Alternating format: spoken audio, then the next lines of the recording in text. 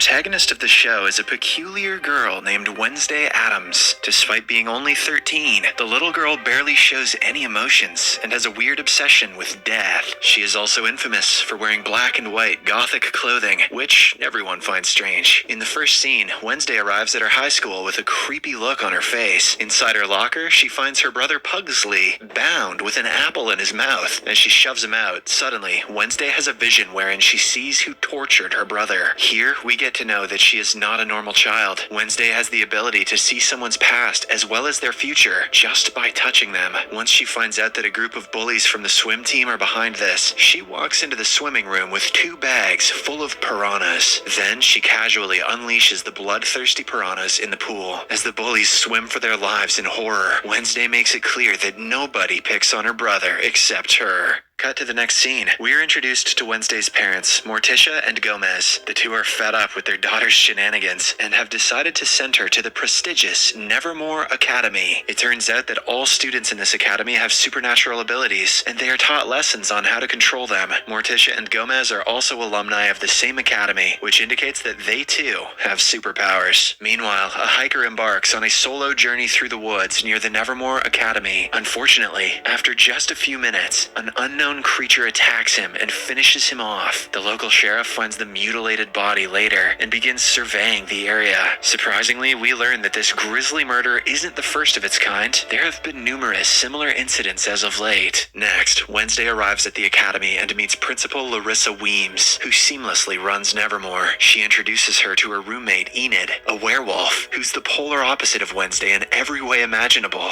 Enid is a down-to-earth girl with vibrantly colored decorations on her side of the room, while Wednesday loves all things black and goth. Later, Enid gives Wednesday a grand tour of the academy, while pointing out the main school groups: Fangs, Furs, Stoners, and Scales. Fangs are vampires, Furs are werewolves, Stoners are potheads, gorgons with snakes on their heads, and Scales are sirens who have the ability to manipulate people. Enid also shows her the most popular girl in school, Bianca Barclay, a gorgeous siren, and her ex-boyfriend Xavier Thorpe, a death artist who can transform his drawings into reality. Meanwhile, as the Addams family departs in their car, Gomez releases Thing, a chopped-off living hand. Thing is tasked with keeping watch over their daughter. The following day, Wednesday joins fencing class, where she is pitted against the impressive Bianca. After a bit of back and forth, the girls end up with equal points, so they decide to remove their masks and fight until someone draws blood first. Soon enough, a brutal battle erupts, with both of them matching each other stride for stride. However,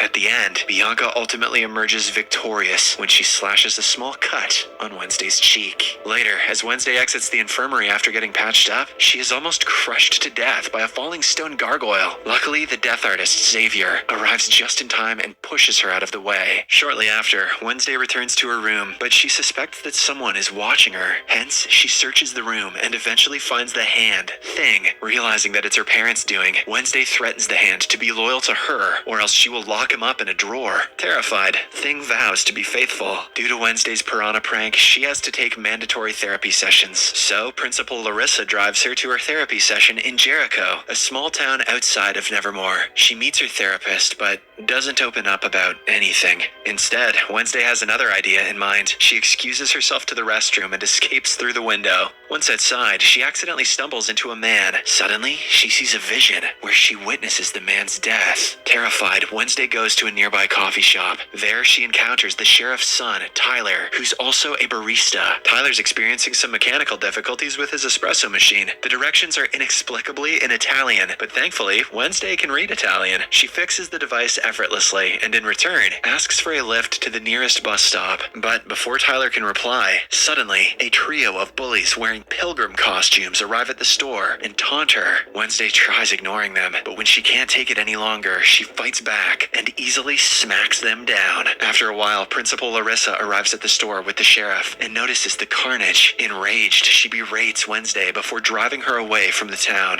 On their way back to the academy, they pass a terrible car wreck. The victim is the same man who Wednesday saw in her vision earlier. Later that night, she plays a haunting song on her cello in the dorm balcony. It's a full moon, and several werewolves can be heard howling in the background. However, Enid, who is a werewolf herself, reveals that she's not joining them because she cannot transform herself. Meanwhile, Thing pops by Tyler's room and asks him to call Wednesday. Although terrified, he obliges, and the two start video chatting. Wednesday asks Tyler to meet her at the Harvest Fair the following day, claiming that it will be fun. However, in reality, she just wants to escape the academy.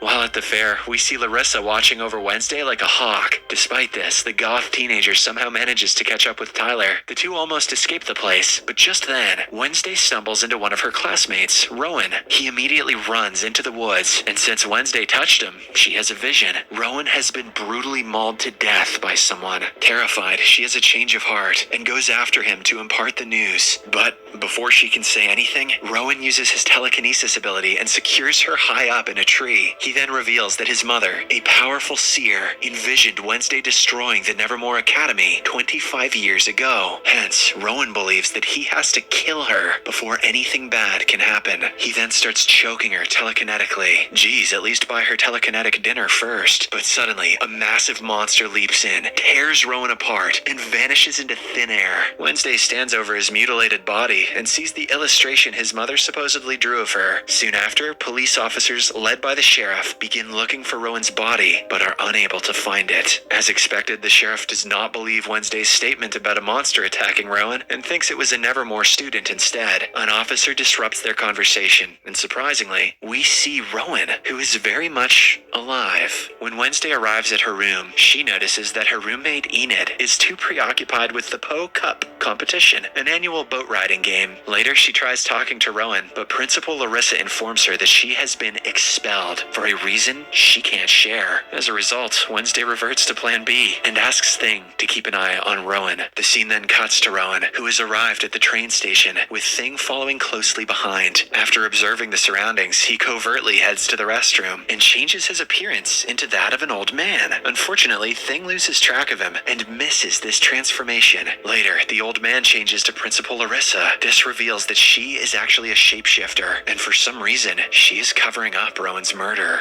Left with no options, Wednesday ventures into the woods to look for Rowan's murder clues. She's accompanied by Tyler, who is stalking his dad. After a while, she finds Rowan's glasses, and as she picks them up, she has a vision. In the vision, she sees a purple book, from which Rowan got the drawing. Wasting no time, Wednesday confronts her class teacher about the book, and the latter reveals that it belonged to an old student society called the Nightshades. However, the society has long since disbanded. After school, Wednesday sneaks into Rowan's room to look for the book. She finds a mask underneath his bed, but before she can leave, Xavier arrives. It turns out he is Rowan's roommate. Wednesday quickly hides under the bed, and right then, Bianca also arrives to visit her ex. She overhears their conversation and learns that Bianca is planning to crush Enid in the upcoming boat riding competition. Hence, as soon as she returns to her room, Wednesday decides to help Enid by joining the competition so that they can take Bianca down. The next day, Wednesday and Enid gear up for the competition. As there are no rules, it is all fair game, and Bianca is using this to her advantage. There are 4 teams, and the game is that they have to row their boat to a destination and back. Whoever is the first one to arrive at the finish line without being knocked out in the lake is declared the winner. As the contest begins, Bianca hints at one of her friends, who is ready to sabotage the other boats. The friend, who turns out to be a mermaid, dives into the lake and destroys one of the boats, knocking the team out. Thankfully, Wednesday and Enid are prepared, so, with the help of Thing, they manage to capture the mermaid. However, during the contest, Wednesday has another vision. This time, she sees a blonde-hair version of herself, and that version tells her she is the key. Confused, Wednesday snaps into reality, only to find that Bianca's team is leading the race. Unwilling to give up, she and Enid decide to play dirty. They use Bianca's underhand methods against her, and finally win the competition. With this, a non-siren team has won the esteemed competition for the first time in 4 decades. Later, the winning team is honored by Principal Larissa, who hands Enid the Po Cup trophy. However, Wednesday is unable to withstand the attention, so she finds solace with Edgar Allan Poe, a former student of the Nevermore Academy. Suddenly, she sees a symbol underneath the stone book he's holding. It is the same symbol that was carved in the picture Rowan had handed her before he was mauled to death. Wednesday quickly solves a series of riddles etched in the book and finds a clue. That is, snapping twice. When she snaps twice, suddenly, a secret corridor opens, revealing a hidden chamber. If this academy had a beat poetry club, this portal would not be a secret. There, Wednesday successfully finds Rowan's book, from which he had torn the picture. She puts the book in her backpack, but before she can go further, someone thrusts a black sack over her head. Shortly after, when the sack is taken off, she finds herself surrounded by Bianca, Xavier, and a few more students who are members of the Nightshades Club. Turns out, although the group was previously disbanded, Principal Larissa reinstated it secretly. Xavier urges Wednesday to join their group, but she straightaway refuses and walks away. In the next scene, we see Principal Larissa announcing the annual Outreach Day, where the Nevermore students will have to mingle with normal people, also known as normies, by working alongside them at their establishments. Once they arrive in town, Wednesday tells Xavier that his roommate might have been murdered. The latter doesn't think Rowan is dead because he was only expelled. Despite this, Wednesday shows him the picture Rowan's mother drew. Xavier takes a close look at it and reveals that the man in the picture is actually the founder of Jericho, Joseph Crackstone. A while later, Wednesday decides to volunteer in the Pilgrim World, the place that holds Jericho's history. There, she meets Eugene, a young boy she had befriended in the beekeeping club. The two immediately get to talking and start observing the surroundings. Soon, the students are approached by Miss Arlene, the caretaker of the Pilgrim World. She gives them a tour and talks about some of Joseph Crackstone's beloved artifacts. Wednesday asks more about the artifacts and learns that they have original farm tools, tableware, and even the family chamber pot. Ew, she wants to work there, but can't because it's being renovated. Instead, they're all going to work at the Ye Old Fudgery to distribute fudge and cakes to the local tourists. Later, Wednesday, with the assistance of Eugene, sneaks into the Crackstone family chamber. She finds a painting of the old meeting house, which includes the girl from her vision. Shortly after, she also finds the book that the girl was carrying. However, when Wednesday notices that the pages are blank, she suspects it is a fake. Just then, the caretaker Arlene arrives and catches her. Wednesday asks about the original book, and Arlene hesitantly reveals that it was stolen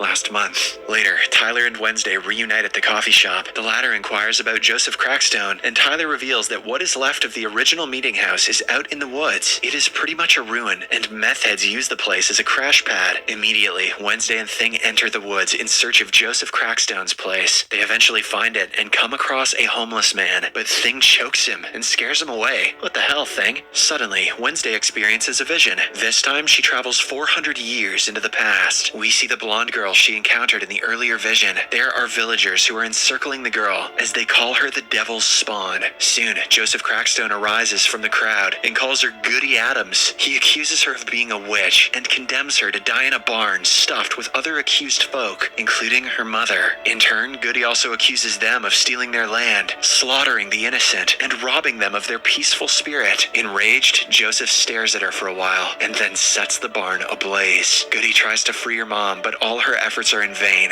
At last, when there is no hope left, she escapes via a trap door. Meanwhile, Wednesday observes all of this in the barn with them. Goody soon runs up to her and claims that Joseph won't cease his crusade until he's killed them all. With this revelation, Wednesday wakes up from her lengthy vision and explains everything to Thing. I think we found someone who it's cool for you to choke, Thing. Suddenly, they see the same monster that killed Rowan lurking behind them. Wednesday runs after it in the rain, but can't keep up. Hence, she follows the footprints, which strangely start transforming into a human's. This reveals that the monster is actually a human. Right then, she runs into Xavier and tells him what she saw. He wants to look at the tracks, but the rain has already washed them away. The following day, everyone reunites in the town square for the unveiling of a new statue dedicated to Joseph Crackstone. Wednesday plays an instrumental version of Fleetwood Mac's Don't Stop with the Jericho Marching Band, while the mayor and Larissa announce the statue. However, disaster ensues when Thing, as per Wednesday's orders, sets the statue in flames. While others run away in horror, Wednesday's eyes gleam with vengeance as she swiftly plays the cello. Later, Principal Larissa tears into Wednesday, suspecting that she caused the incident. However, the teenager refuses to have done anything, and instead confronts Larissa for refusing to acknowledge the bloody racist truth on which Jericho was founded. Hell yeah.